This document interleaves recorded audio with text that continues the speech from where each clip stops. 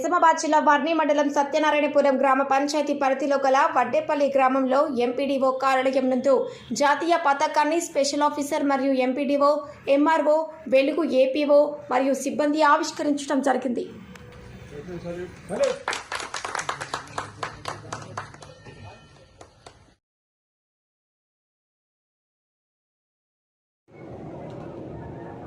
నిజామాబాద్ జిల్లా వర్ణి మండలం సత్యనారాయణపురం గ్రామ పంచాయతీ పరిధిలో గల వడ్డేపల్లి గ్రామంలో ఎంపీడీఓ కార్యాలయం నందు భారతమాత విగ్రహానికి పూలమాలలు వేసి కొబ్బరికాయ కొట్టి జాతీయ పతాకాన్ని స్పెషల్ ఆఫీసర్ మరియు ఎంపీడీఓ, వెలుగు ఏపీఓ మరియు సిబ్బంది జాతీయ పతాకాన్ని ఎగురవేశారు.